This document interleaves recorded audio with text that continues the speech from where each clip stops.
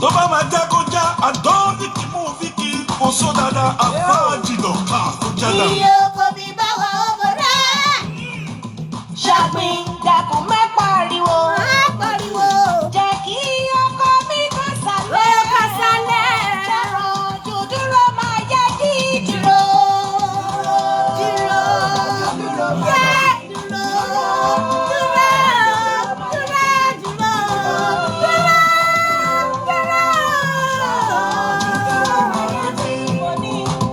Iyo kò mi bá wọnú ọ̀bọ̀ rẹ̀. Ṣàgbìn dákun má pariwo. Ṣàgbìn dákun má pariwo. Jẹ́ kí ọkọ mi kàn sálẹ̀. Kàn sálẹ̀. Dúró máa yẹ kí dúró. Dúró. Dúró máa yẹ kí dúró.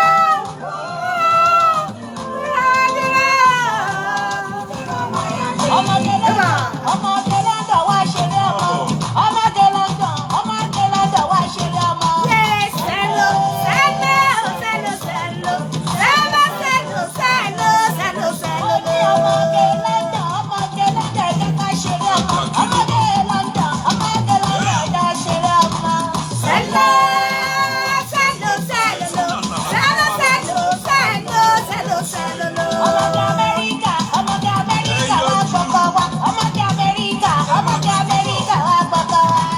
Sẹ́lò, sẹ́lò, sẹ́lò, sẹ́lò, sẹ́lò, sẹ́lò, sẹ́lò, sẹ́lò. Ọmọdé Amẹ́ríkà wá gbọ́kọ̀ wá. Ọmọdé Amẹ́ríkà wá gbọ́kọ̀ wá. Sẹ́lò, sẹ́lò, sẹ́lò, sẹ́lò, sẹ́lò, sẹ́lò, sẹ́lò. Èyí ni màá fi tú. Èyí lèmi yóò fi tú. Ahọ́n ni màá fi lá. Ahọ́n lèmi yóò fi lá. Tó ń bẹ lábẹ́rẹ́ o. Èyí ni màá fi tú. Ẹ kọrin. Èyí ni màá fi tú. Èyí ni. Ahọ́n lèmi yóò fi lá. Irú oko tó ń bẹ lábẹ́ ẹ̀kọ́ rẹ̀ o. Èyí ni màá fi tú. Ọkọ mi jáde. Èyí ni màá fi tú. Èyí lèmi yóò fi tú. Àwọn lèmi yóò fi lá. Àwọn lèmi yóò fi lá. Irú ẹ̀pọ̀n tó ń bẹ lábẹ́ oko rẹ̀ o. Èyí ni màá fi tú. Èyí ni màá fi tú. Èyí ni màá fi tú. Àwọn lèmi yóò fi lá. Irú ẹ̀pọ̀n tó ń bẹ lábẹ́ oko rẹ̀ o. Èyí ni màá fi tú. Ẹ máa bọ̀ wá. Ẹ máa bọ̀ wá o. Yé ẹ máa bọ̀ wá. Ẹ máa bọ̀ wá o. Ẹ máa bọ̀ wá. Ẹ máa bọ̀ wá o. Ọlọ́kùnrin olóko ṣúgà. Ẹ máa bọ̀ wá o. Ọkùnrin olóko ṣúgà. Ẹ máa bọ̀ wá. Ẹ máa bọ̀ wá o. Obìnrin olóko àdódùn. Ẹ máa bọ̀ wá. Obìnrin olóko àdódùn. Ẹ máa bọ̀ wá. Ẹ máa bọ̀ wá o. Obìnrin olóko àdódùn. Ẹ máa bọ̀ wá. Ẹ máa bọ̀ olóko àdódùn. Okolo lè mú àṣẹ o. Okolo lè mú àkẹ́ o láì jẹgba. Okolo lè mú àkẹ́ o. Okolo lè mú àsíwé o. Okolo lè mú àkẹ́ o láì jẹgba.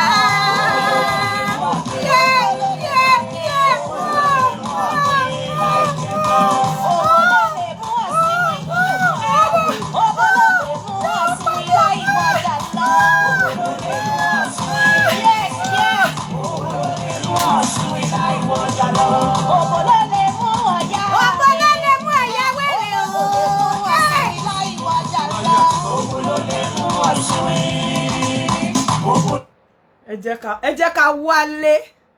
Ẹ jẹ́ ká wálé. Ẹ kú lé là ń kẹ́rẹ́ lé o. Ẹ máa kú ewu ọ̀nà là ń kérò ọ̀nà. Olúyinká dé. Olúyinká dé. Olóhùn àrò. Ẹlúlu fàjò.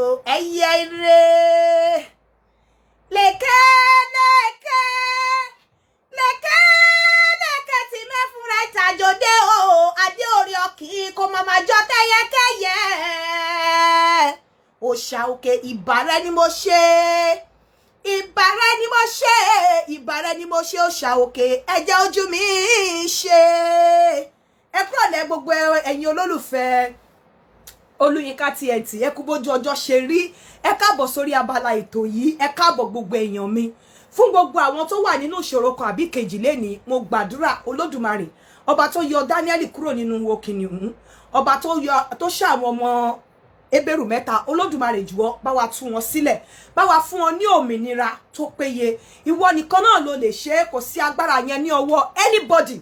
Ìwọ nìkan náà ni Olódùmarè á fi lé ẹ lọ́wọ́ o, torí igbá tá bá fi lé ẹ lọ́wọ́ nìkan kì í fọ́, àwọ̀ tá bá fi lé ẹ lọ́wọ́ nìkan ni kì í fàya. Ọba tó dá ayé àti ọ̀run, ọba tó dá ìmọ́lẹ̀ àti òkùnkùn, ọba tó sọ pé kí òkùnkùn kó wà, ọba tó bá sọ pé kí ìmọ́lẹ̀ kó wà, ọba tó dá ènìyàn, ọba tó dá àwọn tí wọ́n ń kú lọ́wọ́lọ́wọ́, ọba tó dá àwọn tí wọ́n ń bí lọ́wọ́lọ́wọ́, ọba tó dá àwọn tí wọ́n ń sunkún lọ́wọ́lọ́wọ́, ọba tó dá àwọn tí wọ́n ń rẹ́rìn lọ́wọ́lọ́wọ́. Olódùmarè tó ní kọ́kọ́rọ́ máa mí, ìwọ náà ló ní kọ́kọ́rọ́ máa mí mọ́. Ọba àwọn ọba, ìwọ náà ni, kò sẹ́lòmíì. Lẹ́yìn ìwọ kò sí ìwọ, lẹ́yìn ìwọ náà ni, lẹ́yìn ìwọ kò sẹ́lòmíì o, ìwọ náà ni, ìwọ ni Olódùmarè. Gbogbo àwọn tó wà nínú ìṣòro, gbogbo àwọn tí wọ́n ń jẹ ìyà ìṣà ìmọ̀dí, gbogbo àwọn tó wà nínú ìgbèkùn tí agbára ayé kò lè tú sílẹ̀, ọba tó jẹ́ èmi ni, bá wa tú wọn sílẹ̀, jẹ́ kó fún wọn ní òmìnira. Olódùmarè fún wọn ní òmìnira, Olódùmarè fún wọn ní òmìnira. Òòṣà òkè tú wọn sílẹ̀ ní orúkọ Ọlọ́run. Ó ní àgbàdúrà. Ẹ kúrọ̀lẹ́ gbogbo ẹ̀yin olólùfẹ́ Olúyinká TNT, ẹ kú gbogbo ọjọ́ ṣe rí. Gbogbo yín lẹ mọ̀ wípé ní èní àṣà ọjọ́ ọkùnrin ni. Ó ti pẹ́ tí tàbí ẹ pé ṣó obìnrin là ń ṣe, ẹ mọ̀ pé àwọn obìnrin yẹn máa pè wọlé, inú wọn máa dùn láti pè. A fẹ́ ṣe matchmaking lè ní strictly fún ọkùnrin ni.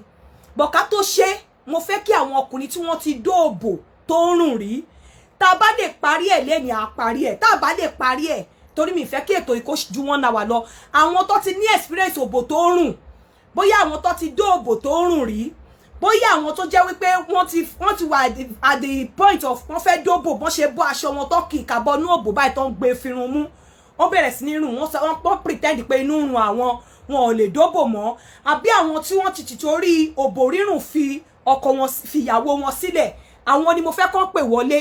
Nọ́mbà tẹ́ máa pè wọlé lénìí, òun náà ni +44, ẹ jọ̀ọ́ bá mi type ẹ̀ kí n pin ẹ̀, +44 7404 851234, +44 7404 851234.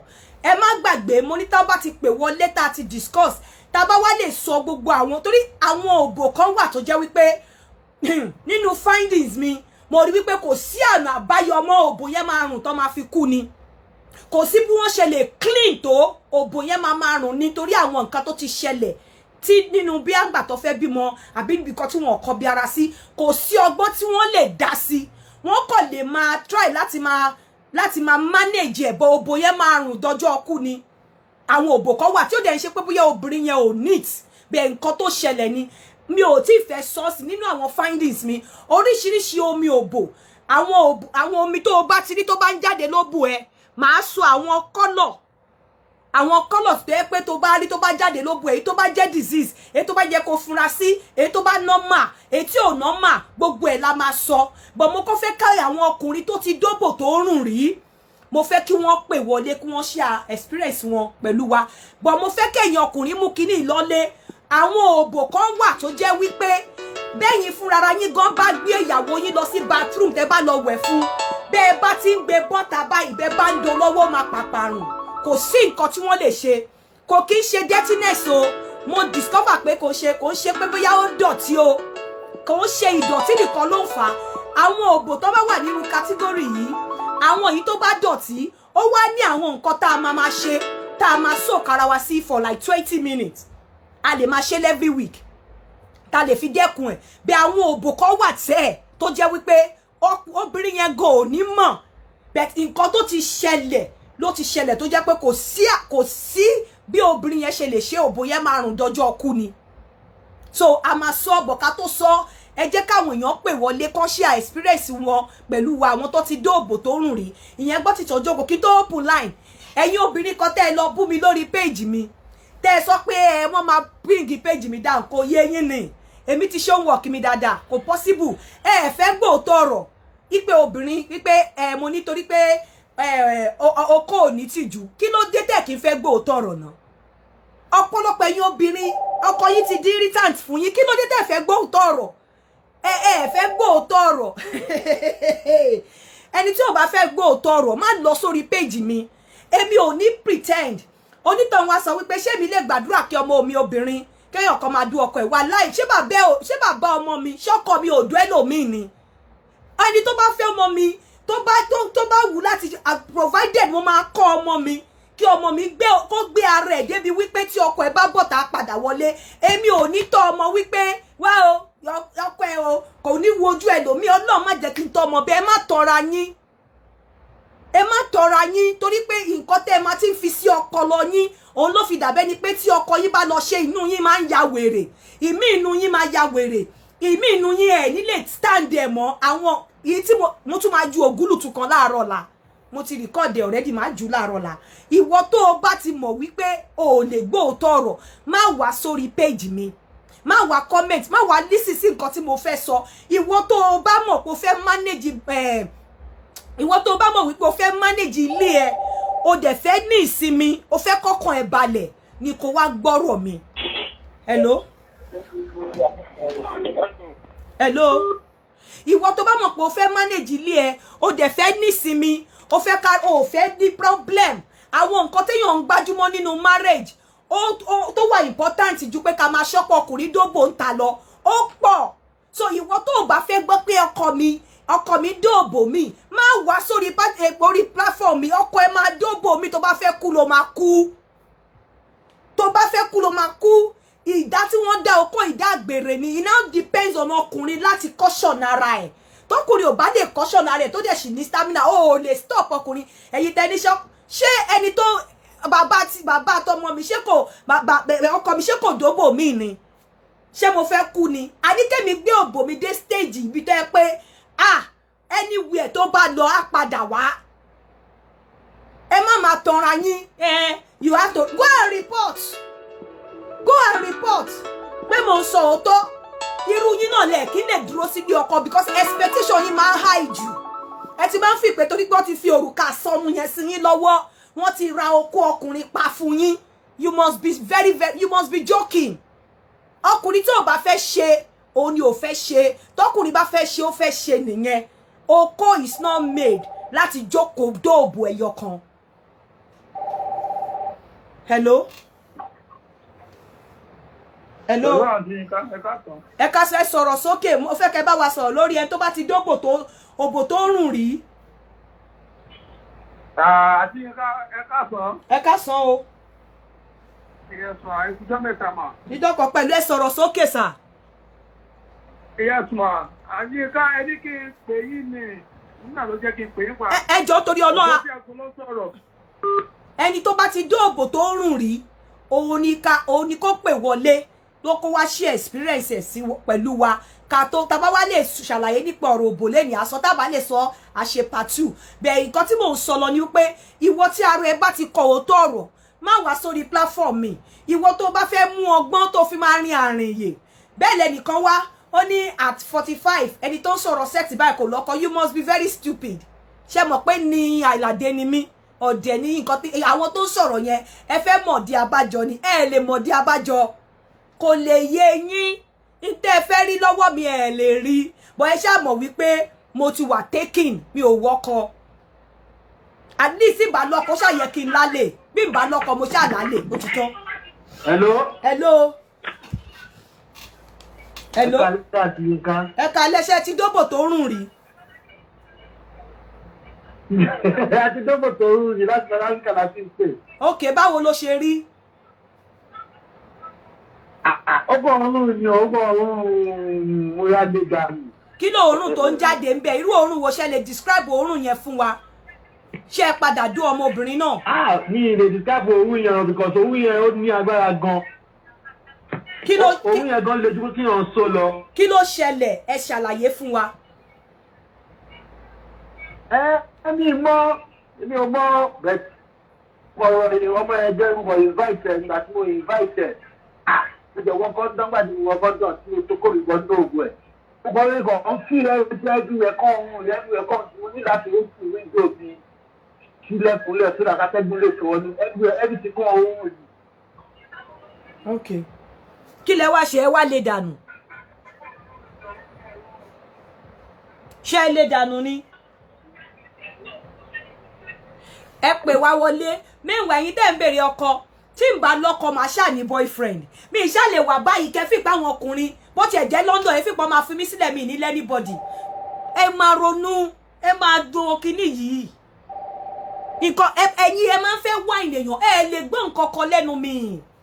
Hello. Hello sir ṣé fẹ́ bá wa sọ̀rọ̀ òbò tó rùn ni. bẹ́ẹ̀ ni wà. ok kí lè experience yín ẹ share experience yín pẹ̀lú wa. Mo ti torí. ẹ sọ̀rọ̀ sókè ẹ sọ̀rọ̀ sókè.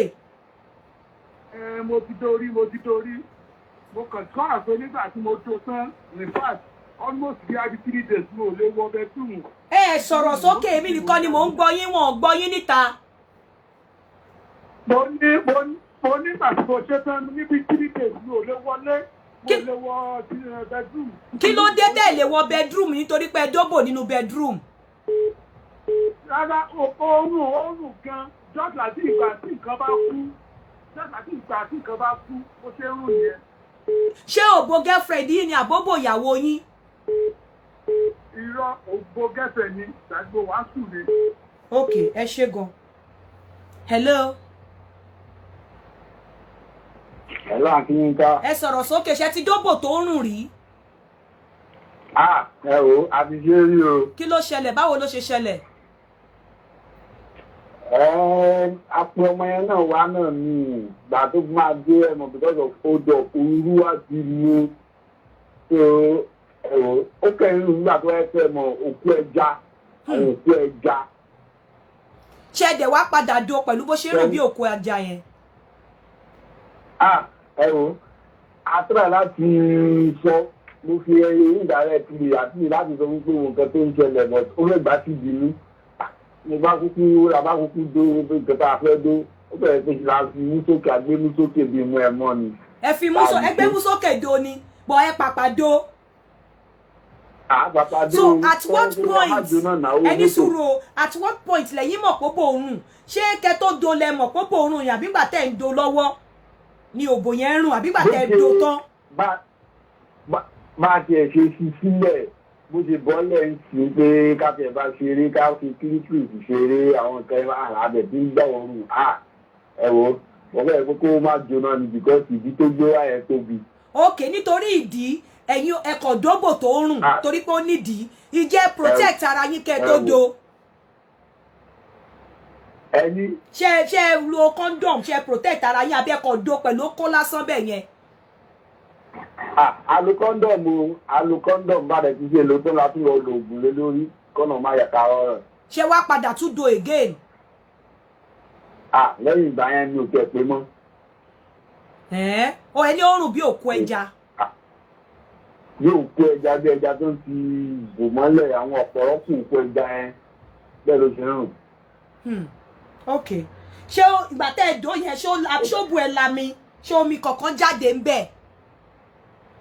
Omi ò jáde ó kẹ̀gbẹ́ náà ni oúnjẹ àti fi ìmúra tó lè dọ́jú ẹ̀ ní ẹ̀gbọ́ oyún yẹn pọ̀. ẹ jẹ́ ká gbé kọ́ mi ẹ ṣe. hello. ẹ kọ́ sọ ṣé ti dóbò tó ń rùn rí. bẹ́ẹ̀ni. ok explain fún wa kí ló ṣẹlẹ̀ ṣé ìyàwó yín ni àbí girlfriend. Girlfriend ni. So báwo ló ṣe ṣẹlẹ̀ ṣé wá pàpà do. Mo padà do torí ó ti bà mí kanlẹ̀ nígbà yẹn. ṣé ẹ lo condom do abẹ́ do straight ni. Mo do straight ni o torí ó ti bà mí kanlẹ̀. òbò òórùn báwo ni òórùn ẹ ṣe rí. òórùn gẹ́gẹ́ bí òkú ẹja. Òkú ẹja ìjẹ́ sọ fún pé kó lọ clean abẹ́. Títí mo do tán lẹ́yìn ìgbà tí mo do tán gan-an tí ó bá ti rántí báyìí òórùn yẹn mo máa ń fìlẹ̀. Tẹ́ bá ti rántí ẹ bá ń fìlẹ̀ òórùn yẹn nínú ọpọlọ yín. ẹ máa ń fìlì òórùn yẹn nínú ọpọlọ yín. Ó máa ń rùn sínú ọpọlọ mi tí n bá ti rántí. So ẹ̀yin ìgbà yẹn ṣe wá padà tún do again. Àmọ́ padà ló torí ó bà mí kálẹ̀ mo nídìí pé kí n rìlíìsì níjẹ́ yẹn. Ìjẹ́ sọ fún pé kó lọ fọ abẹ́ ìjẹ́ sọ fún pé kó lọ fọ òbò ẹ̀kẹ́ tó do. Mo padà sọ fún ni pé kó máa tọ́jú òbò ẹ̀. Ok, ẹ ṣe. Hello. Hello, ẹ sún kúrò ẹ lè máa gbọ́ méjèèjì ẹ lè máa gbọ́ mi kẹ́ máa sọ̀rọ̀ ìkọlẹ̀ máa fọwọ́ mú ṣe fẹ́ gbọ́ mi ni. Ó yá ṣe ti láìfù ni mo wà ṣe ti dóbò tó rùn rí.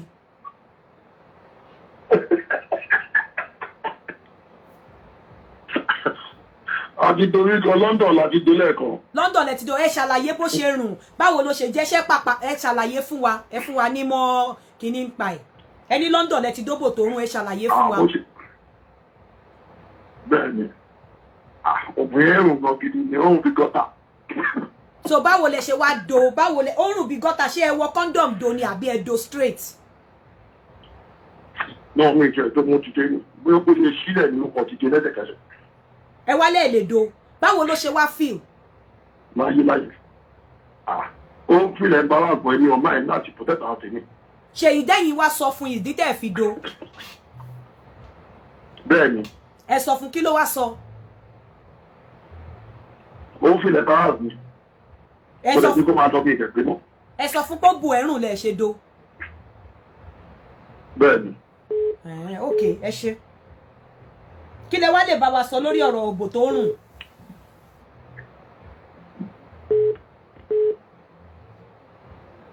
Hello. Tẹ́ bá rántí mo fẹ́ kẹ́ dé nǹkan tí mo fẹ́ kẹ́ dé ni wípé ọkùnrin kan sọ pé nígbà tó ń dó òbò yẹn tán ó ní ó rẹ́gísítà sínú ọpọlọ òun ó ní anytime tó ń bá ti rántí ó ní ó máa ń dàbẹ̀ ní pé ó upset òun pé ó rẹ́gísítà sínú ọpọlọ òun nǹkan tí mo máa ń sọ fún wa nípa àwọn nǹkan bẹ́ẹ̀ yẹn nìyẹn. Hello. Hello ma. Ẹ sọ̀rọ̀ sókè ẹ sọ̀rọ̀ kó sharp ẹ má pa action mọ́ mi lára ẹ sọ̀rọ̀ bí ẹni tó fẹ́ tó rí òbò tínú ẹ̀ ń dùn. Ẹ wo ti ká òbò máa ń rùn sọ̀tọ̀ òbò ń rùn. Èwo lẹ ti dó tó rùn rí.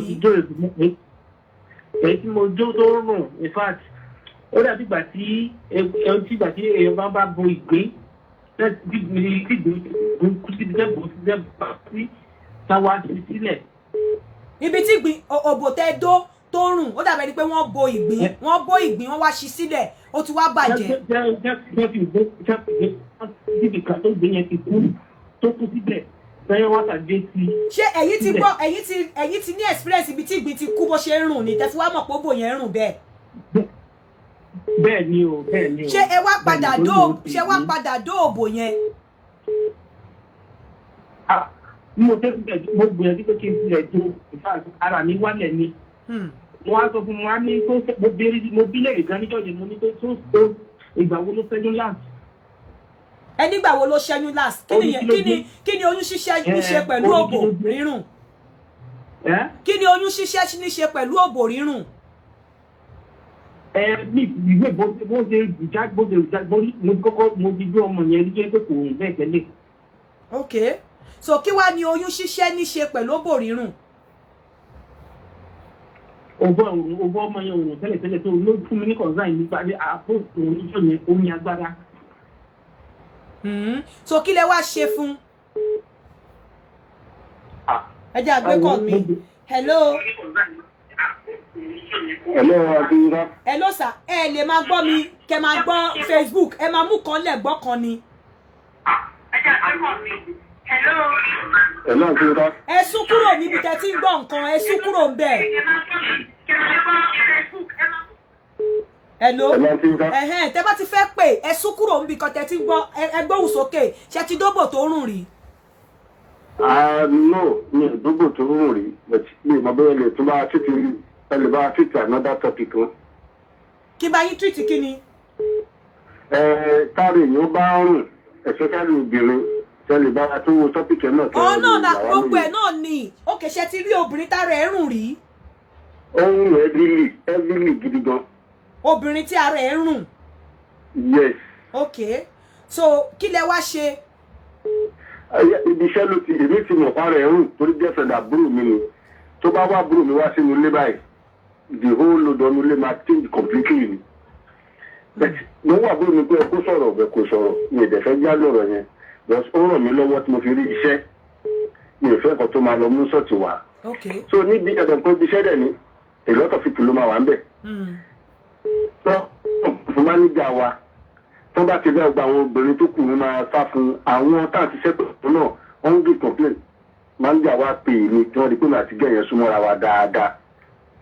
máníjà wa sọ fún mi pé gbágbá máa nà wọn táwọn fi ń gbára ti jọ mélòó kan àwọn kan ń tẹ̀ láti kọ́ba àárín yẹn ọ̀. wọ́n á lè mí náà ń gbóòórùn yìí wọ́n wá ní ṣe mo lè sùn lórí ìgbà tí màá tẹ̀ close àgbẹ̀dẹ̀ tẹ máníjà wa mo wá àbúrò mi kan náà tán jọ tí mo bá ń bi ilé iṣẹ́ yẹn pé ìkọ́dà kan báyìí ni ọ̀gá sọ pé kó náà lọ bọ́gà ọ̀gá dẹ̀ sọ fún un. àwa àwùjọ ọ̀sán ló máa wá ń ṣe bó ṣe wá dé lọ́sàn-án àwa rìn báyìí tẹ̀ àmúkò nínú compound ẹ̀. ẹ wá sọ fún pé ara ẹ̀ rùn. ó fly up gidi gan ni o. ó bínú. ó lóun ti gbé Germany rí òun fẹ́ adé ní Germany ẹnì kó bá sọ ní rọ́bìsì báyìí rí òun á dẹ̀ lọ tí àfún everybody ní òun á dẹ̀ ní ìwà ìwọ táwọn sọ yìí. ara ẹ̀ dẹ̀ rùn. That is another thing wọn nígbà. tọkọ bẹ̀rù pé má dínú ọjẹ nítorí pẹ̀lú ẹ̀jẹ̀ mi tún sọ fún àbúrò mi yẹn pé tó bá accept èmi ti ní màá ra pẹ̀fù fún àbúrò ẹ̀dẹ̀ tí ló máa ra pẹ̀fù ńlá lójọ́ ẹ̀rọ gangan sọ máa ní break ní 4 láti padà wá resume 6 nínú ẹ̀lẹ́jọ́ yẹn ó fẹ́ ọ̀pọ̀lọpọ̀ olóò máa lọ bọ́gà ọ̀gá calm ẹ̀ down ẹ̀mí tí ń tòótọ́ ibẹ̀ náà gbà tó lè kó níbi iṣẹ́ yẹn. Okay, that's good. Ẹ ṣe. wọ́n gbà lè kó níbi iṣẹ́ èmi ló tún wá mú lọ́ta pé èmi mo lọ́ dènà òun. tó ṣépè gidi gan tó tẹ̀sí èpè burúkú èpè tí mi ò gbọ́ rí ayé mi tẹ̀sẹ̀ sórí fóònù mi. ó tẹ̀sẹ̀ àwọn kàbìtìkàbìtì ó tẹ̀sẹ̀ sórí fóònù mi. Ẹ ṣe gan. There's something tí mo fẹ́ sọ fẹ́yìn obìnrin ẹ̀yin ọkùnrin láti èní ìlọ tẹ́ bá ti dóòbò tó rùn ẹ máa sọ fún wọn ṣe rí ẹjọ́ gbogbo ẹ̀yin tẹ́ wà lórí platform yìí ẹ bá mi share ètò yìí reason tẹ́ ṣe máa ẹ mọ̀ pé mi sábà sọ pé kẹ́ share ẹ share ètò yìí reason tẹ́ ṣe máa share ni wípé nǹkan tí mo fẹ́ sọ yìí ìwọ obìnrin tí ọkùnrin bá sọ fún stylishly tó dẹ̀ sọ fún ẹ tí kò ní pé bóyá tó criticize ẹ constructively tó wà constructive pẹ̀lú bó ṣe sọ fún ẹ wípé òbò ẹ rùn mo fẹ́ kó take it on board mo fẹ́ kó rí ọkùnrin yẹn bí áńgẹ́lì ẹ má jẹ́ ká máa flare up tó bá sọ pé òbò ẹ rùn tí alàgàtà bá sọ wípé òbò ẹ rùn hello àǹtí Yínká ẹ má pè mí lórí WhatsApp ẹ má pè mí lórí WhatsApp ẹ pè mí straight tọkùnrin bá sọ fún ẹ pé òbò ẹ rùn ni tẹ́nà mi bá sọ fún ẹ pé ara ẹ rùn ni is something we should take positively because ó depend lórí bí wọ́n bá ṣe sọ bẹ́ẹ̀ tó bá wà constructive nípa bí wọ́n ṣe sọ fún ẹ I want you to accept it and work on it because nǹkan tó máa ń fà á tí ọ̀pọ̀lọpọ̀ àwọn ọkùnrin pàápàá ẹni tó súnmọ́ wa tí wọn kì í lè sọ fún wa tó jẹ́ wípé ẹni tí. hello àǹtí Yínká ẹ káàsán o. ẹ káàsán. ṣé wà ókè. mo wà ókè ṣe ti dóbò tó rùn rí. àti tó bí ẹ̀mẹ́ta o. ok ẹ̀dẹ̀dọ̀ kí ló ṣẹlẹ̀ fún alẹ́ experience yín. ẹ̀kọ́ tó ṣẹlẹ̀ ni pé èyí tí mo kọ́kọ́ dó yẹn èmi gangan kò ní ìdí kí n sọ fẹ́ ní yẹn gbogbo ẹ̀rù tó lóun náà mọ̀. òun yẹn le gan ni kò ń ṣe nígbà tí sọ fún un náà ọlọ́pàá ti tẹ́ lọ́rọ̀ ìgbà tí mo ní lọ bí ṣe ẹ má bínú jàre. so ẹni tí mo kọ́kọ́ dó yẹn ẹmọ kò tẹ́ sọmọ Nàìjíríà ní London yìí náà ni ló bá di pé ká dóra wa gbogbo ẹ mọ̀ pé mo gbẹ̀fẹ́ ṣàlàyé fún yín tó sàwọn tí ó bá mọ̀ ṣẹlọ́bọ̀ lórí oríṣiríṣi o ìkan wà tó yẹ pé. bàbá ẹ sọ experience yín fún wa 2 minutes lẹ́ni ẹ má sọ oríṣiríṣi kí ló ṣẹlẹ̀ ẹ go straight to the point. nǹkan tó ṣẹlẹ̀ lákọ̀ọ́kọ́ ni kí tó rìn tí mo kọ́kọ́ sọ yẹn ìyẹn ni pé ìgbà tó gbọ̀rọ̀ rùn a lè bára wa ṣe bọ̀tà máa ṣe tán bọ̀ mo lo kọ́ńdọ̀mù o. ìgbà mi ò dó mọ́ ṣùgbọ́n kò nídìí kí n sọ fún gbogbo ẹ̀rùn torí bá a ṣe ń dóra gan tára mi ti weak òun gan sọ pé ara òun ò yá ni ló mọ̀ ṣe fọ́ òbò antibiotic okay. That is mi lè para mi síjọba lọ́rùn tó mo lè sílẹ̀ but ẹlòmíì tí mo lè tó wá ń dèkẹ́ ẹni ẹ wá complain the same thing so torí gbà yìí pé kọ́ fẹ́ máa dára mi lẹ́bi pé pé bóyá mo dẹ̀ ti sáré bínú jù yìí but ẹni kejì tí mo fi dún náà tó bọ̀ ẹ̀ náà rí bẹ́ẹ̀ but àwọn méjèèjì tí mo dún yẹn tó bọ̀ wọ́n rùn gan yẹn nígbà tí èèyàn bá tọwọ́ bọ abẹ́ wọn àbókó kéèyàn kó gbóòórùn yẹn tó jáde ìyẹn yàtọ̀ sí pé abẹ́ obìnrin tó rí ó ti làágùn pé abẹ́ ẹ̀kan òórùn pé kó lọ wẹ̀ ẹ dáhùn tó bọ̀ wọ́n rùn táwọn sọ ìwẹ̀ ò lè ṣe o ìwẹ̀ ò lè ṣe kò ń sọ̀rọ̀ ìwẹ̀ dára ẹ̀mí wàá mú kí ọ̀tẹ̀wálé ẹ̀dúkẹ́tà wa èèyàn ẹ̀mí ìfẹ́ ṣe obìnrin ọ̀bẹ̀ tẹ́wálé ẹ̀dúkẹ́tà àwọn obìnrin wa bọ̀ yàtọ̀ sí káwọn obìnrin ti làágùn ó lọ sọ́jà ẹ̀kọ́ lọ wẹ̀ ìyẹn yàtọ̀ abẹ́ ọkùnrin náà máa ń rùn tó bá ti làágùn ṣùgbọ́n ọ̀tọ̀ ní pé òórùn tá à ń sọ yìí kò ń ṣe òórùn pé abẹ́ téèyàn bá ti tọwọ́ bọ̀ lórí ìpínlẹ̀ ìpínlẹ̀ ìyẹn jáde so experience mi nìyẹn. ẹ ṣeun bẹ́ẹ̀ náà lọkùnrin tí ara ọkùnrin bá rùn bó ó depend ìgbà míì ó lè má wà verbal a lè offer wọn ní sweet a lè ra perfume fún wọn táìmù ooru tèmi bá ti rìn jù nínú oòrùn mo máa sweat mo máa rùn pẹ̀lú sweat nǹkan tí mo máa ń ṣe ni wípé mo máa ń soak handkerchief bí white handkerchief máa soak white towel mo máa fi sínú omi mo máa fi dab ara mi mo máa fi nu ara mi dẹ̀ máa spray ara mi because kò sí ẹni tí especially a ní àwọn glands kan tó wà secreted nínú ara wa apocrine and endocrine ìkan ó regulate sweat ara wa ìkejì ó wà fún emotion so kò sí nǹkan kò sóbìnrin tó lè fẹ́ kù wípé kí ara ẹ̀ bóyá nínú ooru kó má react sí weather but àwọn kan wà tó jẹ́ wípé wọ́n ní body odor tó wà offensive wọ́n ní òbò tó wà offensive bẹ́ẹ̀ àwọn omi òbò kan wà normal àwọn kan wà abnormal for instance tó bá ń ṣe period bóyá ẹni tó ń ṣe period a ní healthy white discharge ni o máa expect láti rí bóyá tó bá lóyún bóyá time ovulation ẹ àwọn discharge tó máa wà nínú ẹ ó máa wà healthy ó máa jáde ó máa smell ó ní ṣe mọ̀ wàá wà very wet nítorí reason dẹ̀ ni torí acid tó wà nínú òbò torí inú òbò yẹn ó wà acidic torí pH tó wà nínú òbò so tó bá ovulate àbí tó bá ní àbí tí tó bá ti súnmọ́ menstruation period ẹ òórùn tó máa jáde nínú òbò ẹ ó yàtọ̀ tó bá ní sex tí tó bá ọkùnrin dú ẹ ó mishandle ẹ ó lọ ní tears òórùn tó máa jáde ó lè wà smoked ó lè dàbẹ̀ ni wípé wọ́n po kí ni nǹkan tó máa ń jáde nínú tó bá dá àdògán yẹn eruku ṣe smoke ni ipò wọn pò mọ́ inú òbò ẹ àwọn oríṣiríṣi òórùn ló máa ń jáde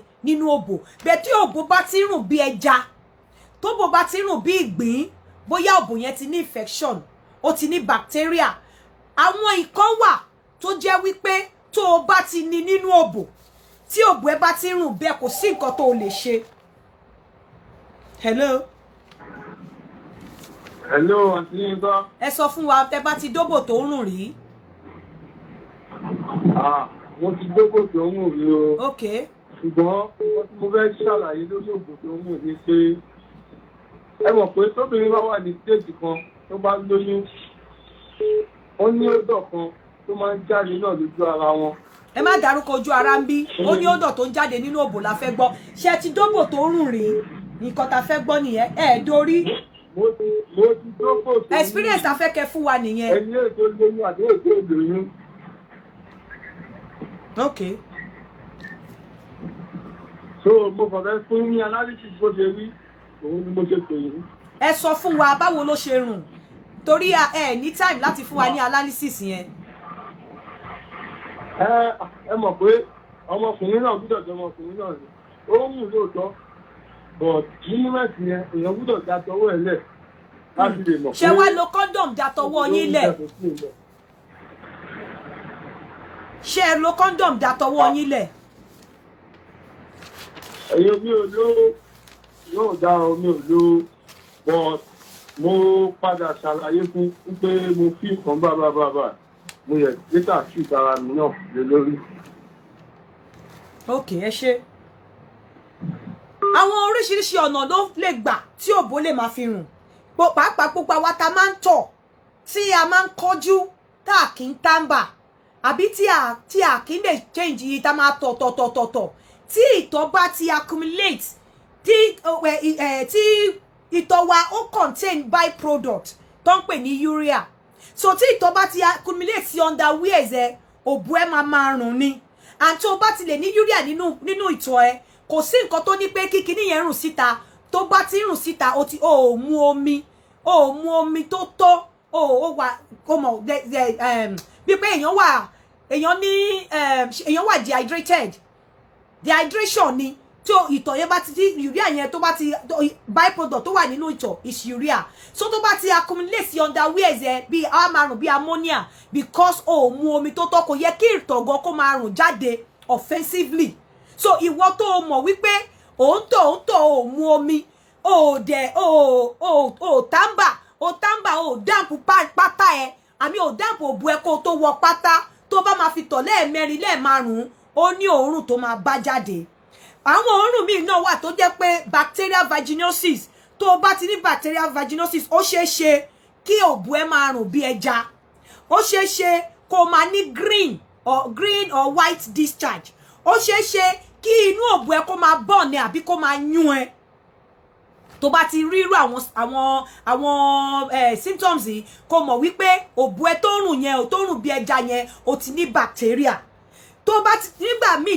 tí omi bí white bá ń jáde nínú abẹ́ ẹ ìyẹn normal bí healthy discharge ó wà healthy ó dẹ̀ lè jẹ́ pé oyún ó lè jẹ́ pé òun ovulate ó lè jẹ́ pé àwọn hormones ẹ wọ́n play up ó lè jẹ́ pé time period ẹ ti ń súnmọ́lé tó bá ti ní white healthy discharge kò sí nǹkan kan tó bá níbẹ̀ bẹ́ẹ̀ tó bá ti ní yellow and green discharge nínú ìdí ẹ kó mọ̀ wípé o ti ní sexually transmitted disease nìyẹn o ti ní sexual transmitted infection tó bá dẹ̀ ti ní red bóyá nǹkan tó ń discharge nínú abẹ́ ẹ ó dàbẹ̀ ni pé ó ń pupa kó mọ̀ pé bóyá bí menstruation bóyá bí cervical infection bóyá o ti ní endometrial or cervical ẹ má jẹ́ kí n sọ yẹn ìgbà míì obìnrin lè máa discharge nǹkan tó jẹ́ bí pink bóyá cervical bleeding nìyẹn ló máa ń kọ̀sẹ̀ tó bá ti discharge bá ti wà greyish in colour kó mọ̀ pé o ti ní bacteria nínú òbò nìyẹn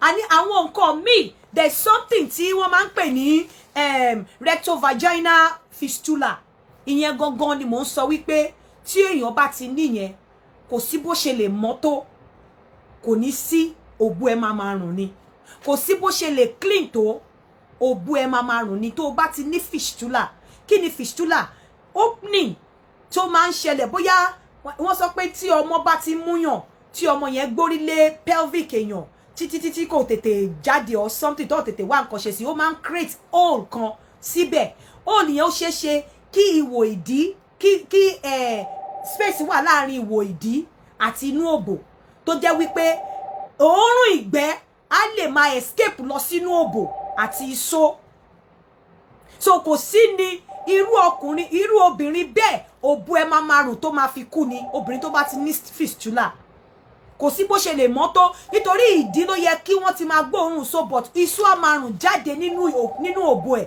ìgbẹ́ náà á máa rùn jáde nínú òbò ẹ̀ so irú obìnrin yẹn kò sí bó ṣe lè ṣe tóbìnrin bá ti ní fistula ájà nígbà tó fẹ́ bímọ ájà àwọn tó ń ṣe FGM tí wọ́n ń gé ìdọ̀ obìnrin ní kékeré àbí bóyá obìnrin yẹn ti ní injury to the pelvic tó bá ti lè create hole to see between the rectum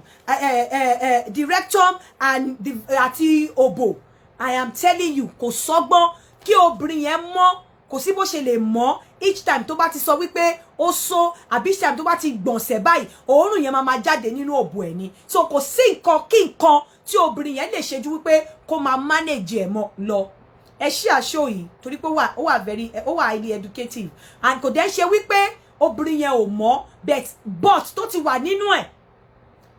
ti wà nínú kíní yẹn fistula tó ti níyẹn kò sí nǹkan tó lè ṣe sí òórùn yẹn ti wà created ó dẹ̀ máa between òórùn ìgbẹ́ máa gba inú òórùn yẹn jáde sínú òbò tí ò yẹ kó rí bẹ́ẹ̀ òórùn iṣó máa gbanú òórùn yẹn jáde sínú òbò so gbogbo ìgbà tí ó bá ti ń sùn àbí tó bá ti lọ ṣu tó bá ti lọ gbọ̀nsẹ̀ ó máa effect máa wà láàrin òbò yẹn and go ṣe dẹ̀ mọ̀ wípé tẹ́ bá wo ìwò ìdí téèyàn bá kọwọ́ sínú ìwò ìdí àbí even kéèyàn má kọwọ́ sínú ìwò ìdí kéèyàn kàn fi ọwọ́ yún ìdí tó bá gbé síta tó bá gbóòórùn mu ẹ rí pé ìdí ọwọ́ yẹn máa rùn fún ìgbọ̀nsẹ̀ so bí ọwọ́ bí ìdí yẹn ṣe rùn bẹ́ẹ̀ nínú òbò obìnrin bẹ́ẹ̀ yẹn ṣe máa rùn toró ti ní fistula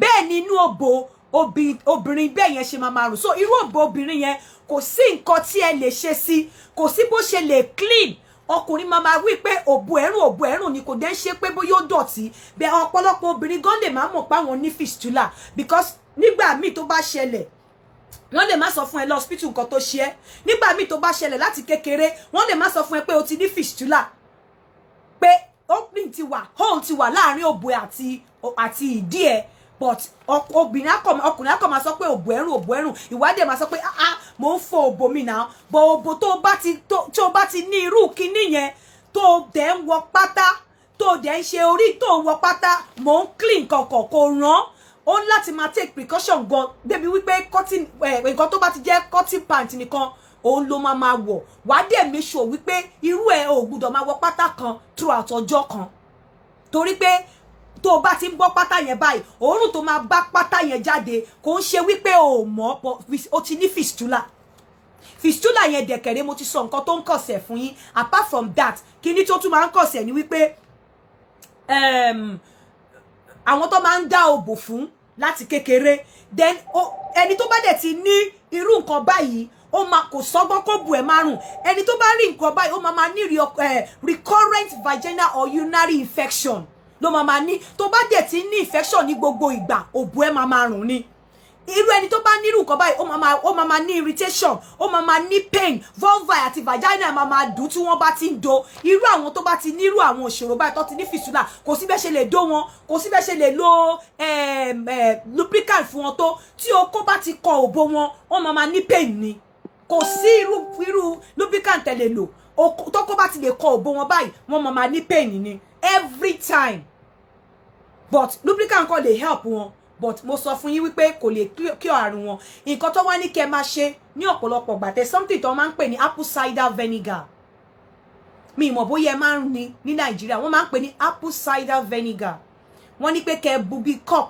méjì ẹ dà sínú bag kẹ́ wá ẹ run bag yẹn fi omi warm water sí kẹ́ wá soak ara yín for 20 minutes ẹ soak ara yín for 20 minutes àwọn nǹkan tó lè jọmọ́ bacteria tó lè parapọ̀ mọ́ pH inú òbò yín because àwọn bacteria tó wà nínú òbò yín ó wà láti protect ẹ ní but ẹni tó bá ti ní fistula ẹni tó bá ti ní rectovaginal fistula ọ̀pọ̀lọpọ̀ ìgbà a máa ní bacteria ọ̀pọ̀lọpọ̀ ìgbà a máa ní infection láti kọ́ bele wọ́n ní kẹ́ lo apple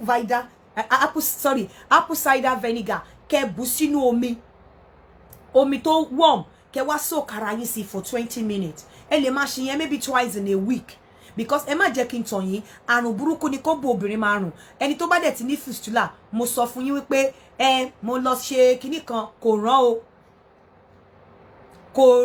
kò ní pé kó bù ẹ máa rùn èmi ni mo ní ìtìláyé kò rán because nǹkan tó ti ṣẹlẹ̀ náà ni nǹkan tó ti ṣẹlẹ̀ ń bẹ̀ is the fistula hole tó ti wà láàrin rectum àti vagina ẹ̀ hole tó ti wà láàrin rectum ẹ̀ àti vagina ẹ̀ ó ti ń jẹ́ kí òórùn ìgbẹ́ máa escape sínú òbò ó ti ń jẹ́ kí òórùn iṣó máa escape sínú òbò so definitely bí ìwò ìdí ṣe ń rùn gbogbo ìgbà tó bá ti bọ́ pátá sí fún wájú ọkùnrin bẹ́ẹ̀ ni òbò ẹ ṣe máa rùn bí iṣó ṣe ń rùn gbogbo ìgbà tó bá ti bọ́ pátá níwájú ọkùnrin tó fẹ́ dó ẹ bẹ́ẹ̀ lòbò ẹ ṣe máa rùn nítorí nǹkan tó ti ṣẹlẹ̀ nítorí wípé nǹkan ti escape torí hole tó ti wà láàrin méjèèjì this is the time ẹ̀yin èèyàn jẹ́ ká ṣe matchmaking eléyìí strictly for ọkùnrin ẹ má pè mí láti Naija o ẹ ṣe àìṣe yìí torí òbò rírùn ò dáa and ẹ̀yin tí ẹ mọ̀ wípé ẹ tiẹ̀ ní fistula tó jẹ́ wípé ọ̀lẹ kò sí ṣe rí ibi tí òbò wà ó jìnà sílẹ̀ a ń láti máa take precautions a ń láti máa take ṣe rí kò ṣe ojú nìkan lèèyàn fi ń fine ọ̀pọ̀lọpọ̀ obìnrin akọjá lẹ́gbẹ̀ẹ́ mi àṣẹ mo máa ń wò wọ́n báyìí Ọlọ́run nínú ọkàn mi mo máa ń imagine pé báwo lòbò wọn ṣe máa feel I'm telling you, ìwọ tó bá sanra ó yẹ kó mọ̀ pé ìtàn ẹ máa wà ìtàn ẹ máa tied, ìtàn ẹ kò ní wà free. Nígbà míì pàápàá àwọn obìnrin tá a máa ń rìn tí ìtàn wa máa ń kanra wọn, àwọn obìnrin tá a máa ń rìn tí ìtàn wa máa ń kanra wọn, kò sí bí ẹ ṣe ń wọnú òbò, kò sí bí ẹ ṣe ń wọnú òbò. Ẹ jẹ́ ká máa try láti máa fúnra wa, láti máa gbogbo ìgbà tó bá wà nílé má wọ pátá nínú ilé, wọ nǹkan tó máa free tí atẹ́gùn á lè fẹ́ sínú òbò ẹ, wọ nǹkan tó máa free. Then ẹ̀yin obìnrin tí ẹ mọ̀ pé ẹ neat, mi ìfẹ́ gbé kọ́ mọ́ lórí kíní, mi ìfẹ́ kíní ìpọ̀, ẹ̀yin obìnrin tí ẹ mọ̀ pé ẹ neat fúnra ara yín, tí ẹ dẹ̀ mọ̀ wípé òbò yín rùn, ẹ dẹ̀ mọ̀ pé ẹ clean, tọkùnrin bá ti lè sọ fún ẹ pé ó bu ẹrùn, go and see your doctor, because ó ṣeé ṣe kó ní fistula, ó ṣeé ṣe kó ní fistula kó má mọ̀. So tó bá dẹ̀ ti ní fistula, nǹkan burúkú ni gbáyìí, òbò ẹ máa rùn ni, ó bá kó anything sára. Kíní yẹn dẹ̀kẹ̀rẹ̀ ó máa ń ṣẹlẹ̀ nígbà tí yàn wà kékeré, injury àbí ní injury to the pelvic ni, àbí nígbà tí èèyàn bá wà ní labour pain tó ti labour gan tí ọmọ yẹn ò tètè, tọmọ yẹn gbórí lé pelvic èèyàn and all of that, ó máa ń ṣẹlẹ̀. So ẹ jọ̀ọ́ nítorí Ọlọ́run, is something tó jẹ́ wípé ó wà rampant. Gẹ́gẹ́ bí mi ò ṣe reason tí mi ṣe lé emphasis lé ọ̀rọ̀ ọkùnrin ni wípé kò sí bí okó ọkùnrin ṣe lè rùn tó, the moment tí ọkùnrin bá gbé okó ẹ̀ jáde nínú boxers, atẹ́gùn máa mix pẹ̀lú atẹ́gùn, kò ní rùn. But obìnrin tí ó bá ní fistula bí obìnrin tí òbò ẹ̀ bá rùn, tó bá gbé òbò ẹ̀ jáde báyìí, ó máa tú atẹ́gùn yẹn, ó máa tú òórùn òbò yẹn sáyé ni. Kí òórùn òbò yẹn tó lọ, á sì take some time, especially èyí tó bá ní fistula tó ti so nígbà tí kò tí ì bọ́ṣọ, tó ti lọ gbọ̀nsẹ̀, tó ti so gbogbo òórùn iṣó tó tramp sínú òbò yẹn báyìí, tó bá ṣí sílẹ̀ bá ó máa rùn jáde láti inú òbò ni, torí pé ó ní fistula. So you have to go and check yourself. Tó bá ti wí pé ọkùnrin sá fún ọkùnrin sọ pé òbò ẹ̀ rùn, ìwọ tí òbò ẹ̀ ò dẹ̀ rùn tẹ́lẹ̀ tó bẹ̀rẹ̀ sí ní dédé rùn, ó yẹ kó lọ wo bí o ti ní bacterial vaginosis, o lè ní bacteria, o ti lè ní yeast infection.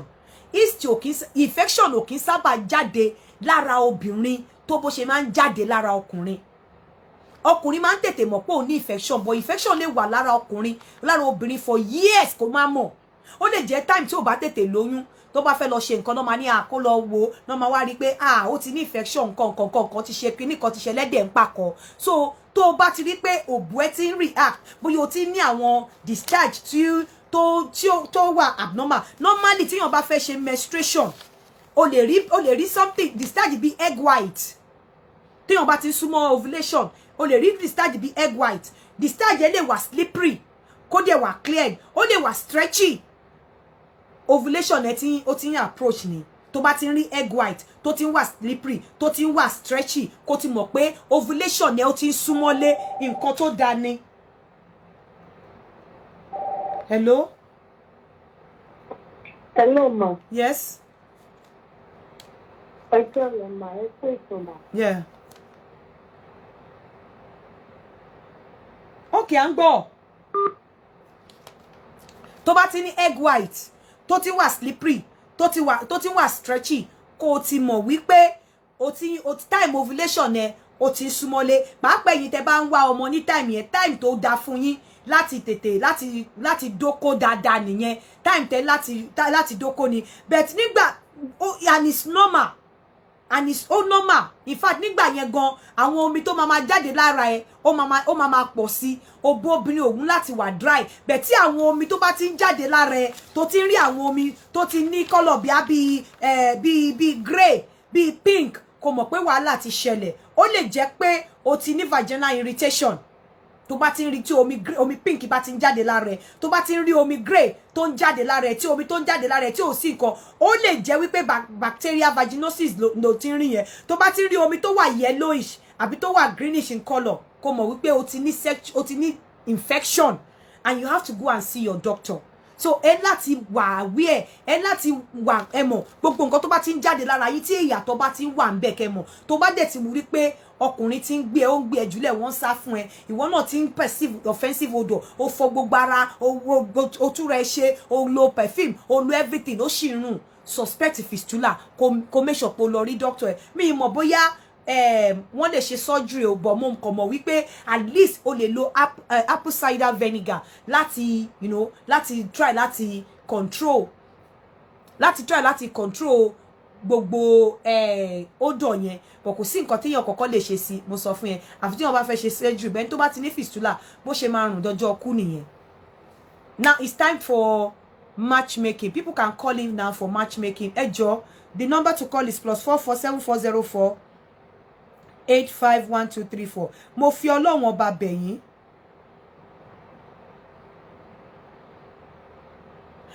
Thank you ma. Mo fi Ọlọ́run ọba bẹ̀ yín. Obìnrin tó dá ṣì wà láyé.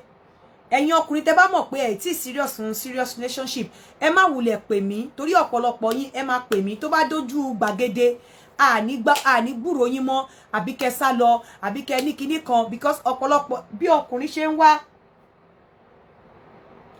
Hello?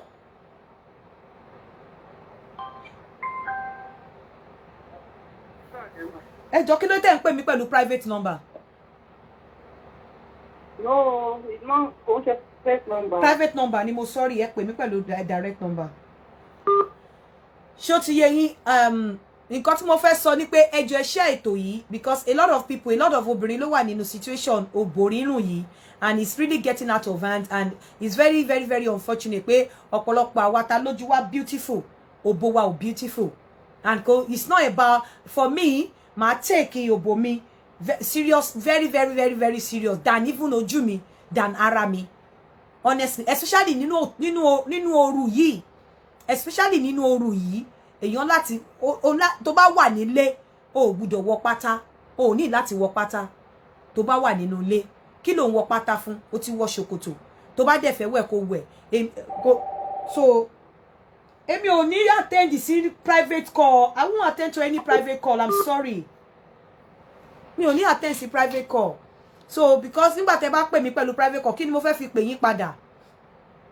The number to call in is +447404 851234. If you have any question you want to ask me, this is the time for you to ask. Ìjọ́ Saturday ẹ má gbàgbé o. Ọ̀rọ̀ tá fẹ́ sọ ìwọ ọkùnrin tó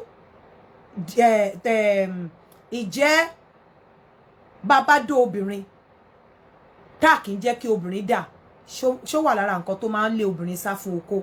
Ẹ má gbàgbé topic yẹn níjọ́ Sunday. I don't think I'll be out on Saturday because mo ní nǹkan tí mo fẹ́ ṣe. Níjọ́ Sunday la máa ṣe yẹn. But hello? Hello ma. Hello, ṣọ́kùnrin ló ń pè mí àbóbìnrin. Okay, no, mi ò ṣe pass me kí ni mo pè fún. Okay. Mo ti put you committed to me tí mo join program mo kò fi sáré béèrè question kan lọ́wọ́ yín Okay. ní ìjọba ẹ má bínú. All right. Ẹ mo fẹ́ bi pé okay pé báwo la ṣe lè fọnú òògùn nígbà yẹn ṣé a lè fọwọ́ sí as in ìkan nínú fingers téèyàn kì bọ́nú ẹ̀.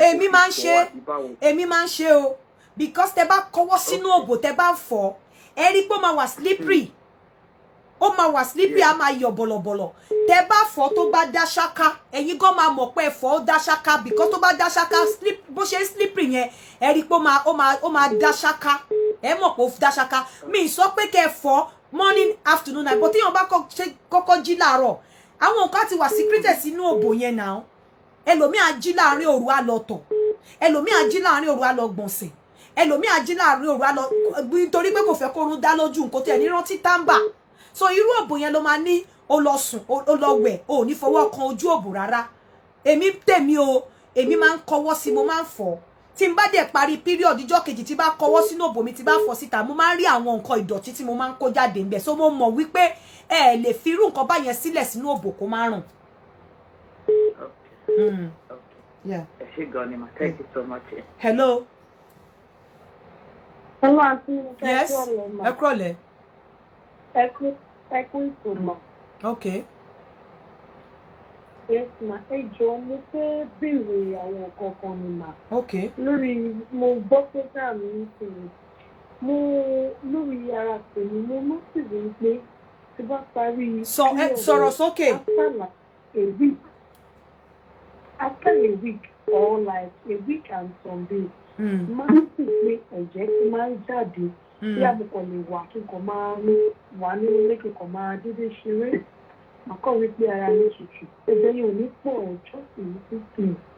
ṣe understand and mo dey marry you say this is my 8th year mi ti gbọ́ mi ti lóyún rí. How old are you nísìn? 20 next year. 20. So mo lọ fún HSG test. Wọ́n sọ pé gbogbo ṣàmì everything is normal.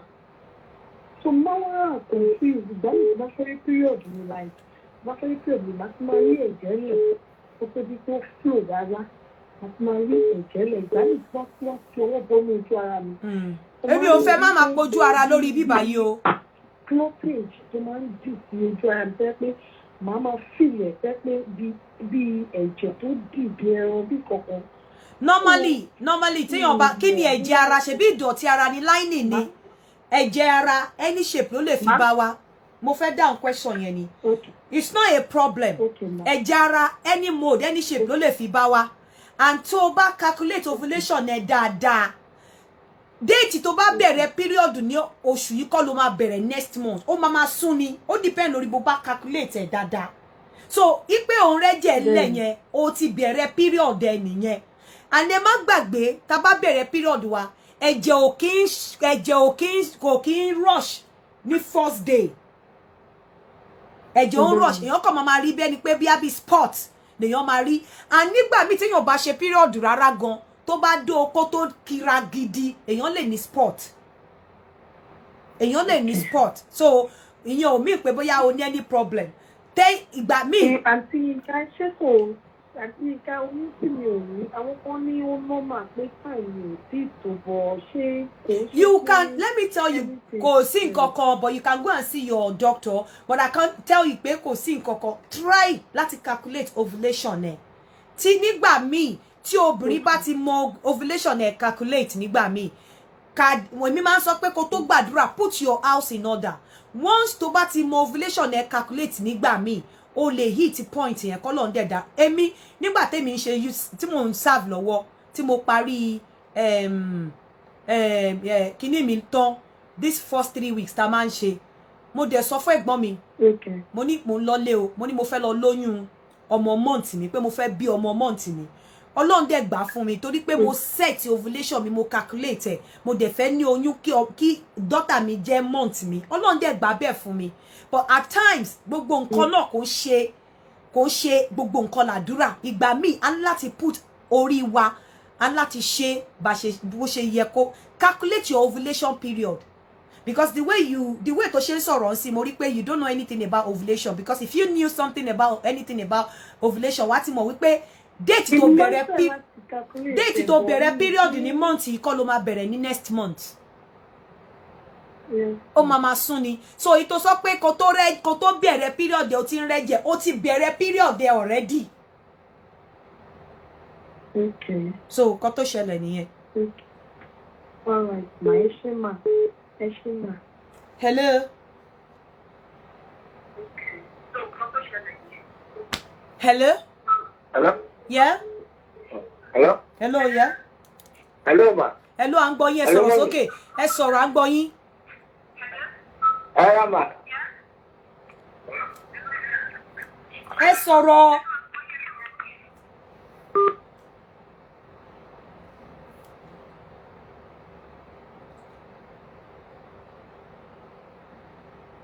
Àwọn wo ló ń pe Sister Yinka?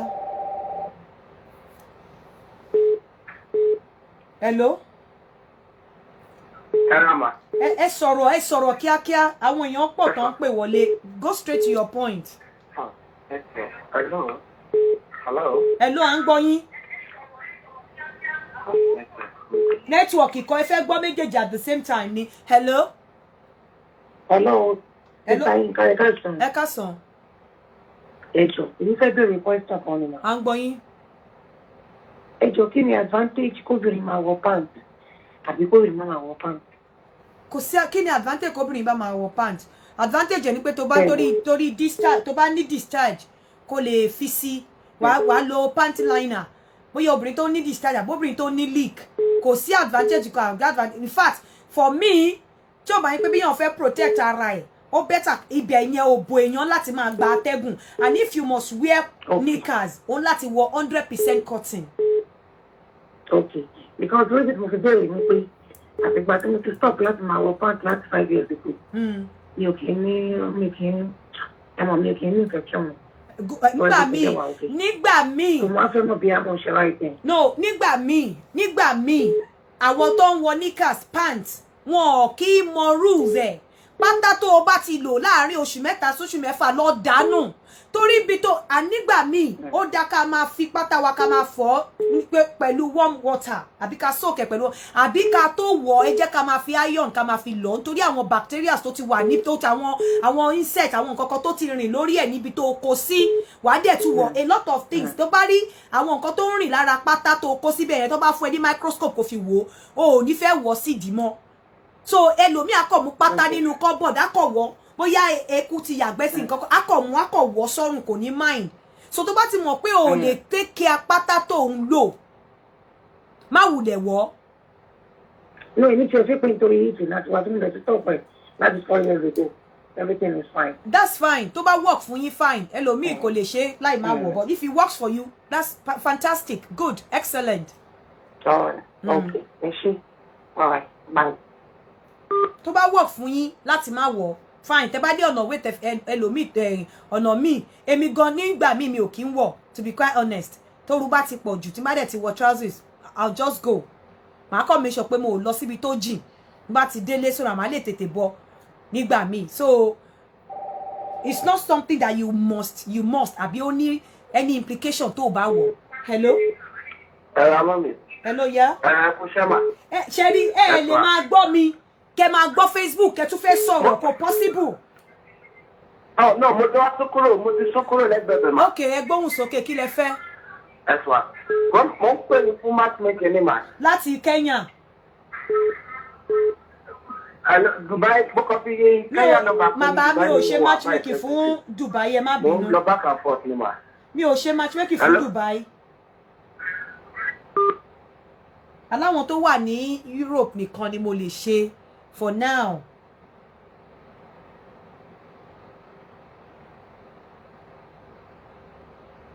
Àwọn tó wà ní Europe nìkan ni mo lè ṣe.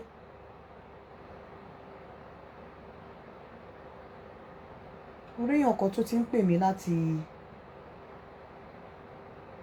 So tó bá fẹ́ wọ pátá tó bá mọ̀ kó má ní discharge make sure pé o lo panty liner and ẹni tí ò bá dẹ̀ kí ní discharge tó ń tọ̀tọ̀tọ̀tọ̀ jọ nítorí Ọlọ́run in fact I would even recommend pé kí ẹ wọ disposable panty tẹ́tẹ̀ ní need láti fọ̀ tẹ máa bọ́ tẹ máa sọnù ẹ lè change méjì mẹ́ta ìgbà tí mò ń fly nǹkan tèmi máa ń sábà wọ̀ nìyẹn ẹ lè change méjì mẹ́ta láàrin ọjọ́ kan kò dẹ̀ wọ́n èlò náà ń tà kò wọ́n because tó bá lọ ní fistula tó kó pátá sí abẹ́ throughout ibi ọkùnrin tó bá ṣe sí gan Ọlọ́run má jẹ́ ọkùnrin yẹn gan ó lè má lè òórùn yẹn gan lè má jẹ́ kó gbádùn fún 2 weeks and you don't want that o fẹ́ kí òórùn lé ọkùnrin sá fún ẹ pé kó òórùn dẹ̀ kọkùnrin dẹ̀ rántí ẹ kó dẹ̀ máa sọ pé irú ọmọ òṣìwò lélẹ́yìn bá kí ló mú mi pàdé ẹ̀ òórùn dẹ̀ lè jẹ́ kí ọkùnrin kó sọ bẹ́ẹ̀ yeah first day of period is always scanty you are very correct. Hello. Ẹ jọ̀ọ́ ṣé lè sọ̀rọ̀ sókè. Bẹ́ẹ̀ ni wà. Yẹ kí lẹ fẹ́? Ogo ni ẹbí ló ń sọ̀rọ̀. Kí lẹ fẹ́ mà? Mo ti pè yín fún máìsì tẹ́lẹ̀. Yẹ mo ẹ má wọ ẹ gbọ́ tí mo sọ pé ọkùnrin ṣé ẹ gbọ́ pọ́kùnrin ni mo need nsìn ọkùnrin ni mo need mo láwọn obìnrin tó pọ̀ lọ́wọ́. Hello. Hello ma. Yeah. Hello ma pé tó ma. Ẹ kúrọ̀lẹ́. Ẹ jọ̀ọ́ mo fẹ́ béèrè question méjì ni wa. Okay. Alákọ̀ọ́kọ́ mo ní tí èèyàn bá ti ṣe battery absent tí ìpín tó máa ń mú orí owó múyàn ní òògùn yẹn tó bá ti ṣe iṣẹ́ lè fà kí abẹ́ máa rùn. Ẹlẹ́ẹ̀kejì ẹni yẹn lè sókè rẹ̀ sínú apple cider. Mo wá ní ṣe àlèbú apple cider yẹn lọ sínú warm water. Inú warm water ni irọ́ omi ní kẹ bọ́ ṣe ní kẹ ló kọ́ nìyẹn o ẹ run bá ti yín kẹ bù sínú bá ti yín kẹ dẹ̀ soak ara yín for 20 minutes. Okay. Kẹ soak gbogbo ara yín for 20 minutes. Yìí tẹ́ sọ yẹn any surgery tẹ́ bá ṣe tẹ́ bá take good care of it ó ṣeé ṣe kó máa rùn.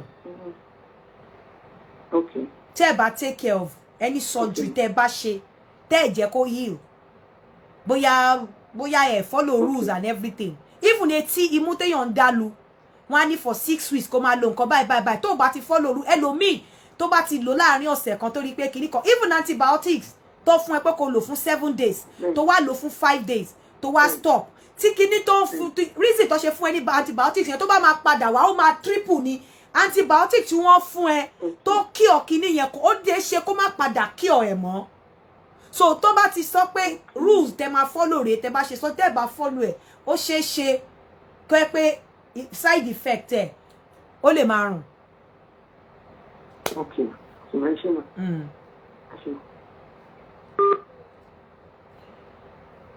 Ẹni tó bá ti pè mí fún question after this show on a more serious note you're going to pay me. This is the only time you can ask. You have time to ask me any question. Mo sọ pé kò ní ju 1 hour lọ. It's almost 1 hour 30 minutes now and I'm going to be rounding off this program shortly. So if you have any question you want to ask me, feel free to call me now or ẹ má pè mí after the show. I know a lot of people will still call me for matchmaking after the show. I know about that. I know that for sure. Mo mọ̀ pé àwọn èèyàn kan ṣe máa ẹ pẹ̀lẹ́ àǹtí Yínká ẹ má bínú. Mo wà níbi iṣẹ́ ni ò jẹ́ kí n pè yín. Àwọn kan ti send voice note lọ lórí WhatsApp. Ẹ rí. Àwọn kan ti send kíní lọ. You see?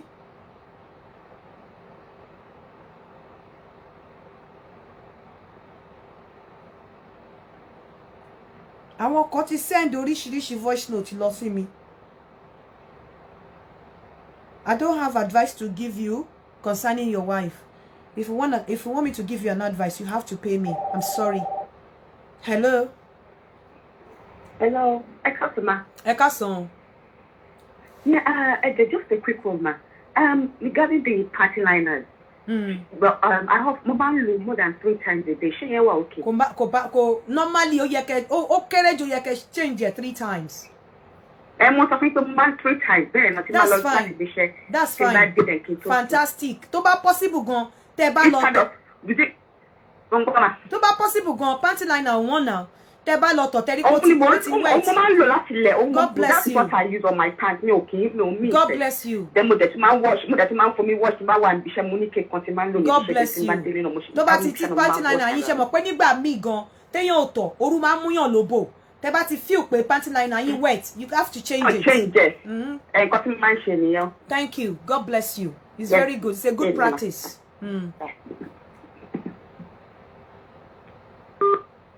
Very good practice. Well, lomi ò kí ń lò. Ọmọ tèmi ò tiẹ̀ lè jáde without it. Kò ṣe.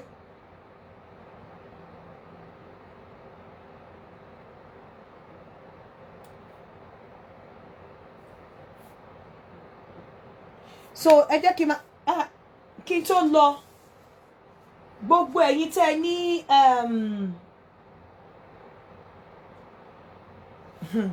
gbogbo ẹ̀yin tẹ́ ní problem pẹ̀lú oko yín, gbogbo ẹ̀yin tó kó yín ò ṣiṣẹ́ dáadáa, ẹ pè Ọ̀yọ́ model sórí +234 806 822 0707 +234 806 822 0707 fún cash fix. Àwọn kan tí ń gbowó ẹ̀ rántí mi mọ́ gbogbo ẹ̀yin tẹ́ ń gbowó every Friday ẹ ti gbàgbé mi àbí okay. Cash fees kíní wọn náà ṣì ń lọ déédéé. Ẹ pè wọ́n sórí +4479 305 39854 +4479 305 39854. Àdùnní alágbo gbogbo ẹ̀yin tẹ́ bá ní fibroid, tẹ́ bá ní high blood pressure problem, tẹ́ bá ní diabetes, tẹ́ ní fertility problem, ẹ pè Àdùnní alágbo sí orí +234 803 405 1533 +234 803 405 1533. Gbogbo ẹ̀yin tẹ́ bá fẹ́ bá Àdùnní alágbo ra nǹkan láìpẹ́ láì jìnà t-shirt Yínká TNT máa dé. Hello. Hello, Àǹtí Yínká. Hello. Mo pe padà ni mo sọ fẹ́ bẹ̀rẹ̀ ilẹ̀ kan pé ìta fẹ́ rà lọ́wọ́ yín. Mo ti pè é several times ẹ̀ respond sí mi. Kí lẹ fẹ́ rà lọ́wọ́ mi? Big kẹ́ni bẹ́ẹ̀ ká pè fún pé ẹ pè mí after the show. Hello.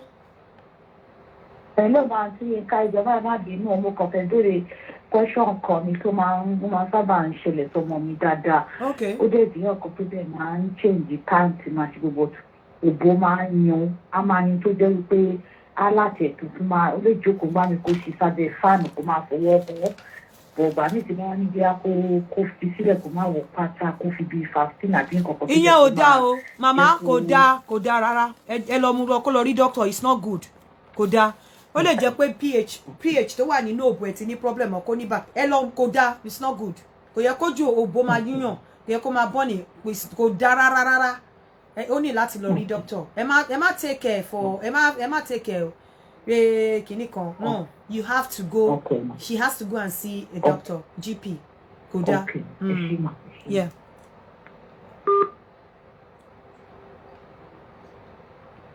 Ilẹ̀kẹ̀ ti wà lọ́nà. Ilẹ̀kẹ̀ ti wà lọ́nà gbogbo èyí tí ẹ ti sanwó ilẹ̀kẹ̀ fún mi mo máa post ẹ̀ láti maybe end of next week gbogbo èyí tẹ́ ṣì need the t-shirt náà ti wà lọ́nà reason tí mi ò ṣe pariwo ọ̀rọ̀ t-shirt yẹn ni wípé ó ṣe wà lọ́nà ní so tó bá ti dé màá ṣẹ̀ṣẹ̀ wá sọ fún yín ẹ jọ̀ọ́ mo máa appreciate ẹ bá pè mí direct mi ò gbé call WhatsApp so t-shirt náà ti wà lọ́nà gbogbo ẹ̀yin tẹ́ bá need ilẹ̀kẹ̀ you can still call me because ó ti wà lọ́nà wọ́n ti send the picture yẹn sí mi lẹ́yìn wọ́n ti post ẹ̀. Hello. Hello. Is that Aunty Yinka? Ẹ sọ Yorùbá. Hello, is that? Ẹ sọ Yorùbá. Okay, ṣé Aunty Yinka ni? Bẹ́ẹ̀ ni Aunty Yinka ni. Ràmọ̀ ẹ kú program. Yes, ma'am. Ìgbádùn yín. Mo fẹ́ béèrè nípa ọ̀rọ̀ matchmaking. Èmi wà ní London anyway. But àwọn àbúrò mi ni mo fẹ́ get obìnrin fún. So possible. Níbo náà wà? Níbo làwọn àbúrò yín wà? Àbúrò mi wà Naija. Èmi ò kí ń ṣe Naija. Okay. Europe nìkan yìí. Bẹ́ẹ̀ ni. That's fine. That's fine. Hello. Hello, Aunty Yinka. Hello, sir. Ẹ kújọ́ mẹ́ta o. Mo rí pé wà lórí program mo ní kí n pè yín ni mo ti pè yín several occasions mi get yín. Okay, ẹ dẹ̀ ti get mi nìyẹn kí ni mo lè ṣe fún yín ṣọ́ lọ́rọ̀ ọ̀rọ̀ yín náà. Bẹ́ẹ̀ni. Ẹ mọ lórí ọwọ́ tá wà so ẹ ṣì máa ní sùúrù. Ẹni. Mo ní ẹ mọ lórí ọwọ́ tá wà ẹ ṣì máa ní sùúrù. Bẹ́ẹ̀. Ó dà. Mo ti gbọ́. Okay. Ẹ ṣé. So ẹ jẹ́ kí n máa fi ìsìn ṣe àlọ. The t-shirt will be arriving maybe next week. Tó bá ti dé màá wá sọ torí mi àwọn èèyàn ti sanwó sílẹ̀ mi dẹ̀ nífẹ̀ẹ́ situation tó yẹ pé mo máa gba owó more than nǹkan tí a fẹ́ gbé síta. No, bí 60 t-shirt nìkan ni èèyàn ni a fẹ́ kó lọ síta. So mi ní fẹ́ gba owó more than 6 already àwọn kan ti sanwó sílẹ̀ for the bid. Bóyá for now bóyá kí n ṣì dá owó náà dúró kí n kọ́kọ́ send the bid yẹn fáwọn tó ti sanwó náà then I will know èyí tó bá kù màá lè sọ but the bid will be coming next week ní agbára Ọlọ́run gbogbo ẹ̀yin tí mo ti pè lórí Ọ̀yọ́ model tí oko yín bá ní wàhálà ẹ jọ̀ọ́ àwọn èèyàn tó ti ń rà wọ́n ti wá ń fún mi ní testimony pé nbo ni mo ti monitor mo ní well èmi ò kí n bá wọn ṣe èrà tí ò lọ́mọnú ó dẹ̀ wà very ó wà affordable it's not something pé tó máa fàyè ní àpòyà. So the number is +234 806 822 0707 +234 806 822 0707. That is the number to call for Oyo Model. A number for Aduni Alagbo gbogbo ẹ̀yin tẹ́ bá ní fibroid, gbogbo ẹ̀yin tẹ́ bá ní hypertension, gbogbo ẹ̀yin tẹ́ bá ní fertility problem. Ẹ pè Aduni Alagbo sí orí +234 803 405 1533. +234 803 405 1533. Ẹ má gbàgbé ilẹ̀ Danabit náà ó sì ń ta wàràwàrà. Ní tí mi ṣe dárúkọ ní pé ẹ̀yin náà mọ̀ pé àwọn èèyàn ti rà dáadáa so you can always call me fún ilẹ̀ Danabit gbogbo yín lẹ mọ̀ nọ́mbà mi. Hello. Hello ma. Hello sir. Ẹ jọ̀ọ́ Òbówùmí lórúkọ mi. Okay, kí lẹ fẹ́?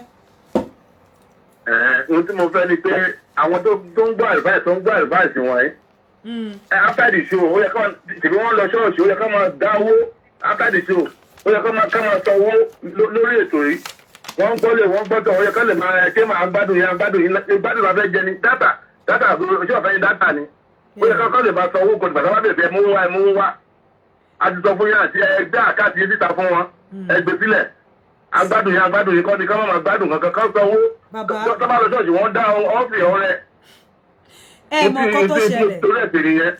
nǹkan tó ṣẹlẹ̀ ẹ jẹ́ kí n sọ tòótọ́ fún yín lénìí àwọn tó ń appreciate mo sọ fún yín gbà tẹ́ pè mí mo láwọn èèyàn máa ń pè mí lẹ́yìn wọ́n dẹ̀ máa appreciate mi in fact àwọn ọ̀pọ̀lọpọ̀ àwọn èèyàn ló jẹ́ kí n mọ̀ wípé àìmọye nǹkan tí Ọlọ́run ti orí ètò yìí ṣe òun náà lèmi náà ṣe relent tó fi jẹ́ pé mò ń wá ìmọ̀ sí ní ojoojúmọ́ so kò dìgbà tí máa ṣe mọ̀ pé mo sọ fún yín kò dìgbà tí máa fi àwọn èèyàn ṣe bẹ́yìn lẹ pè mí ẹ ti pè mí lẹ́yìn àwọn ẹ̀mí ti pè mí lánàá èèyàn sì fún mi lówó kò sí ìjọ́ náà pé mo jí tí mi ò gba gift lọ́wọ́ àwọn èèyàn kò sí pé mo jí pé àwọn ipe ó kéré jù lójúmọ́ mi ò rí jọ́ náà so mo dúpẹ́ lọ́wọ́ Ọlọ́run because tí n bá gbé account àwọn èèyàn ń pè mí lẹ́yìn ẹni tó bá fẹ́ fún mi ní nǹkan á pè mí lẹ́yìn everybody tó bá fẹ́ béèrè nǹkan lọ́wọ́ mi wọ́n bó ṣe máa ń pè mí lẹ́yìn so but pinning my account nígbà tí wọ́n bá máa sọ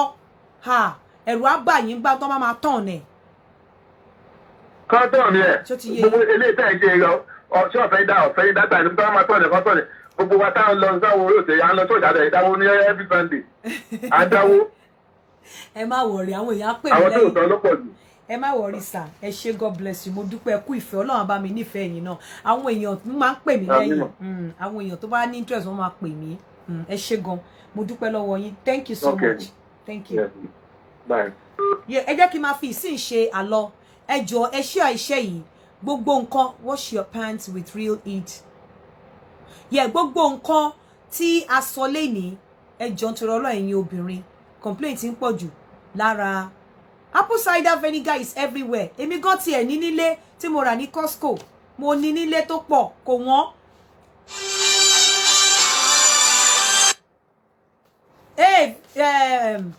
Láfúnkì ẹlẹ́dìyẹ sọnù ẹ má pe direct line mi ẹ pè +447404851234 +447404851234 ẹ pè mí sórí ìyẹn mi ní nọ́mbà yín sórí eléyìí.